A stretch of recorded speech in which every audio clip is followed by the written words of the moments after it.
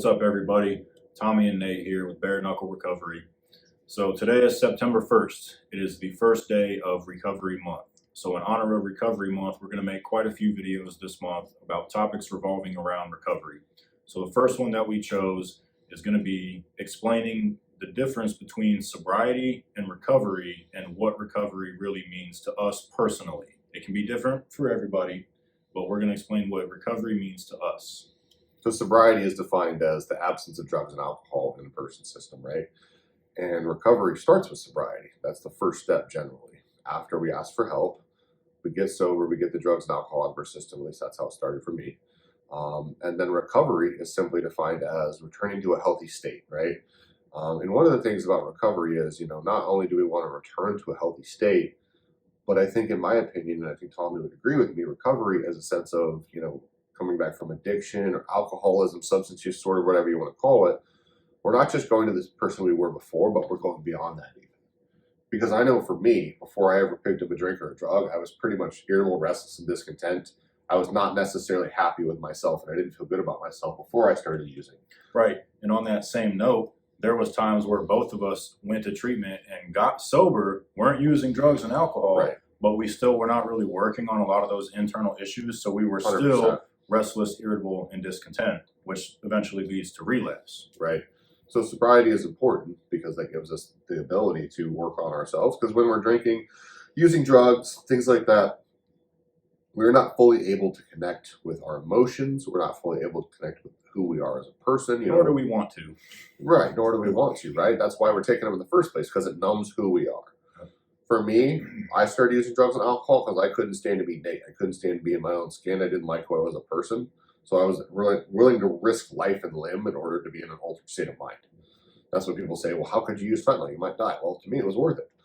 So I started to use to suppress those things. So that's what it does. Drugs and alcohol not only kills the pain, but it kills the happy emotions too. It kills everything that we need to be in contact with. So when we get that out of our system, we're able to reach inward and find out who we are. Because as we've talked about many times before, the drugs and alcohol are just a symptom of the disease. Right, Tommy? Yeah, I mean, the first 6 times that I went to treatment, maybe the first 4 times, I thought, I'm a heroin addict, and all I need to do is get through the withdrawals. If I can get through the withdrawals, if I can get through the physical illness, then I'm going to be fine. All right. So I would go to treatment, I would finish the detox program, and I would go right back home into the environment that I was in before where I wasn't happy. And that didn't have anything to do with my family. It didn't have anything to do with my surroundings. It had to do with me. Like I said, it didn't matter where I was at. I was going to be there, and I was unhappy with who I was as a person. There was a lot of things that I had never really dealt with that, mainly were from my own doing. I caused myself a lot of trauma and just the negative opinion and thoughts that I had about myself. So I never worked on any of that stuff. Like I said, I thought, you take the heroin away and I'm going to be good because the heroin is what's causing all my problems. Certainly. When in reality, I was using the heroin to deal with the problems that I already had in my mind and in my heart. So yeah, there's a big difference there. We have a disease that centers in our mind, not our body. So what we have to do, like I said, is remove the drugs and alcohol. And then what we can start to do is take a look at our own actions and attitudes. And that's where recovery comes in. And that's what recovery means to me, is me controlling everything that's within my power, how I treat other people. So thoughts that come into my head, right, I'm not responsible for those. So if I think I don't like this guy, I'm not going to open the door for him, that's not a bad thing necessarily. We can't control the thoughts that pop into our head, but what we can control is our next action. And action controls our attitude. They said, you ever heard the phrase, move a muscle, change a thought? Well, that's true. That's exactly what recovery is. And that's what it means to myself, is I'm going to take action. So I'm going to show people that I'm different than what I was previously. And you've heard fake it till you make it. And some people would say, well, that doesn't make a lot of sense. Why would you fake it? A lot of times we've built so much negativity in our lives and the neural pathways in our brain. We've dealt coping mechanisms, and we have these learned behaviors and these habits that are harmful to us. We have to practice doing things long before we ever want to. One of the therapists here at Fort Wayne Recovery has said many times in the alumni group, recovery is not for those people who want it. It's not for those people who need it. It's for those people who do it. Recovery can simply be defined as action, taking action to change our own thoughts, our own attitude. They say in recovery, you don't have to change anything but accept everything. Right? I think, one of the things that really stood out to me was, like you said, changing our behaviors and our actions. Right. I mean, what you said about, I don't like this guy, I'm not going to open the door for him, but still choosing to open the door for that person instead of slamming it in their face. And Right. I mean, one of my big things was like, I was a habitual liar, and I would lie Sure. about things that there was no reason for me to lie about them. So when I first got into, what I would define as recovery for myself, Mhm. I would catch myself in the middle of telling a lie to somebody for no reason about something that I didn't need to lie about. And I would literally have to stop myself and be like, you know what? I'm sorry. That was a lie. Let me tell you what actually happened. Right. And the first few times I did that without really even thinking about it. It just kind of happened. And Right. something just kind of clicked in my brain. It was like, wow, like I'm actually making some differences here, and it feels good. Something that I was terrified to do before, because as addicts, we're terrified of change. Certainly. We want everything to be the same all the time because we're comfortable with that. But we have to certainly get out of our comfort zone, and that was one of the things that definitely got me out of my comfort zone, was stopping in the mid sentence of a lie and being like, you know what, I just lied to you. I'm not sure why. This is just who I am. I'm trying to change it. So As addicts and alcoholics, we're very often ruled by our feelings. What happens is a lot of times, the reason people don't stay in recovery is because there's this thing called willingness, and willingness comes and goes. Well, what's willingness? Willingness is just what it means. It's the willingness to do something, right? So that comes and goes. So people will have the willingness to go get sober, and then they'll get sober. And as addicts and alcoholics, like I said, we're ruled by our feelings. So now all of a sudden the willingness fades, and now it's, well, I don't feel like being in detox anymore. I don't feel like going to an AA meeting tonight.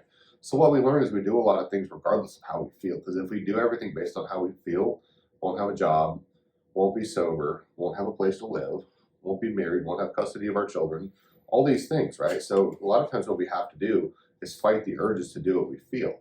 And part of recovery for us has also been community. We have to find people around us who are going to hold us accountable when we do have those feelings, and they can say, hold on, pump the brakes, this isn't such a great idea. Don't let your feelings rule your life. And that's what I had to do. I had to insulate myself with people who helped me change my thinking through suggesting action, right? Like a lot of recovery is taking suggestions from other people. They're not going to tell you, you have to do this, but they'll say, I suggest that you do something different than what you've done every single other freaking time in your life that has ended you up in jail or in detox or in the hospital hooked up to an IV because you just overdosed for the 10th time. I mean, so really a lot of it comes down to doing the opposite of what we're originally thinking we should do. Right. And giving up control is a huge part of it. And we touched on that a little bit already, and we've made videos and we've talked about this before, but it's not about being, powerful and trying to control this whole situation. It's the opposite of that. Admitting that I'm powerless and I'm going to give up control, because like Nate said, my best thinking lands me in detox, jail, homeless, in a park, any of those places. That's where my best thinking lands me. 100%. So I have to give that up, and I have to trust somebody, which was hard enough to do in the first place. Trusting anybody was damn near impossible for me, but that's what I had to do. And I also had to realize that, the last time that I was in treatment, I really kind of came to the realization that nobody here is going to tell me to do anything that's going to harm me. Right. These people literally have my best interest in mind, whether I believed it at the time or not. I just kind of came to that realization towards the end there. And, that's the part that we play now. We're never going to tell anybody to do something that's going to harm them or that's not going to help them stay sober down the road or just for this minute right now. So that was another thing that was really tough for me. Yeah, you have to find someone who has done what you're trying to do. That's what we had to do for ourselves, and listen to what they had to say. Because if you want to learn how to be a successful adult, you're not going to go ask the person that lives in their parents' basement and gets an allowance at 30 years old and plays Xbox all day and watches Game of Thrones, 20 times in a row. I mean, you're going to go ask the person who owns their own house, their own car, that has a family who is responsible, right? So it's the same thing with recovery. A lot of it is just finding people and find somebody that you have what they want and be willing to go to any length to get it. I know some of the stuff we're throwing in there is 12-step type stuff, but it's the truth, and that's what's worked for Tommy and I. That's what recovery means to us, is giving up our will. Like Tommy said, it's not about, everybody says, well, I'm just not strong enough to be sober. It's got nothing to do with it. And a lot of people will say, I'm not ready to be sober. That's got nothing to do with it either. And that's what we're trying to say. It's about putting one foot in front of the other, doing the next right thing, whether we feel like it or not. And that's what recovery means to us. Because if we just take away drugs and alcohol, nothing ever gets better, right? Because we still have the same reasons, the same thing inside of us that had us drink every single day. Normal people, right, who aren't addicts and alcoholics do not risk life and limb to go get money and steal from a store to go put a needle in their arm with a substance that may kill them just to get a little bit of relief from being sober. That's just not a normal thing. So we have to do drastic, we take drastic measures to get high and drunk. We have to take drastic measures to stay sober and work on ourselves and get into recovery. And one thing I learned, Tommy learned this too, either you pick your sobriety date and your recovery date, or something will pick it for you. And that's a lot of times they talk about finding a power greater than yourself. There's powers greater than ourselves all over the place. Law enforcement, that's a power greater than ourselves, right? Yep. Death is a power greater than ourselves. If we can pick our higher power, and for us, it's God. It doesn't have to be God for everybody. I mean, at some point, I think it's important that it is, but it doesn't have to be right away. So find a place where you can turn your life and your will over to, whether it's AA, whether it's a treatment center, something like that, or your life and your will be taken from you. And the courts are going to say, this is your sober date because you're sitting in jail. And then after you get out of there, you're going to go to this place. And then you're going to do that. And then you're going to go pee in this cup. And then you're going to give us $100. Or you're going to die and you're going to get a sober date. And then we can come put a white chip in your coffin. And we don't want to do that. We've done that far too many times. So recovery to us is making a choice and sticking to that choice and just putting one foot in front of the other, even if it's just little baby steps. It doesn't matter. That's recovery right there.